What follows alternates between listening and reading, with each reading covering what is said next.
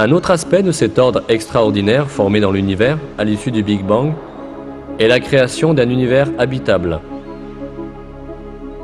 Les conditions nécessaires à la formation d'une planète habitable sont si nombreuses et si complexes qu'il est impossible d'imaginer que cette formation puisse survenir par coïncidence.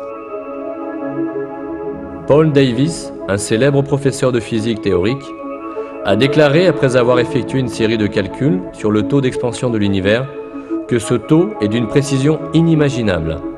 Davies dit : « Une mesure attentive place le taux d'expansion très près d'une valeur critique à laquelle l'univers échappera tout juste à sa propre gravité et poursuivra son expansion indéfiniment. Un peu plus lentement, et le cosmos s'écroulerait. Un peu plus vite, et la matière cosmique se serait depuis longtemps complètement dispersée. Le Big Bang n'était pas, de toute évidence, n'importe quelle explosion. C'était une explosion d'une magnitude fixée avec la plus grande précision. » Le professeur Stephen Hawking, illustre physicien, déclare dans son livre « Une brève histoire du temps » que l'univers repose sur des calculs et des équilibres réglés bien plus précisément que nous ne pouvons l'imaginer.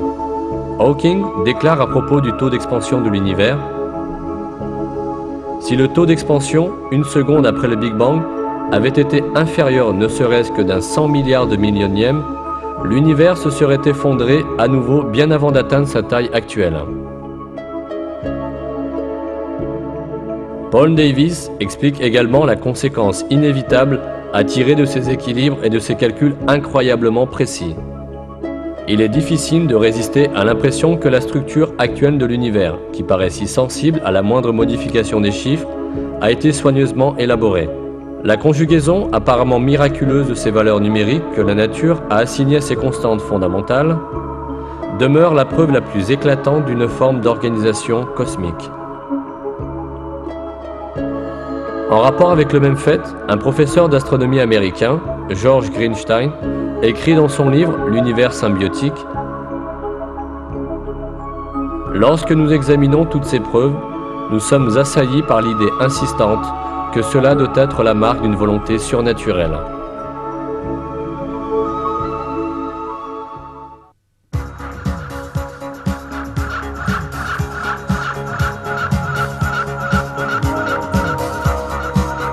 En bref, lorsqu'on examine le merveilleux système de l'univers, on voit que l'existence et les mécanismes de l'univers reposent sur des équilibres extrêmement délicats et sur un ordre trop complexe pour que la coïncidence suffise à l'expliquer. Bien évidemment, il est absolument impossible que cet équilibre et cet ordre parfait se soient formés tout seuls et par coïncidence, après une grande explosion. La formation d'un tel ordre à la suite d'une explosion comme le Big Bang est la preuve flagrante d'une création surnaturelle. L'ordre et l'organisation parfaite de l'univers prouvent irréfutablement la présence d'un créateur doté d'une connaissance, d'une puissance et d'une sagesse infinie, qui a créé la matière à partir du néant et qui contrôle et dirige tout cela en permanence. Ce créateur, c'est Allah, le Seigneur de tous les mondes.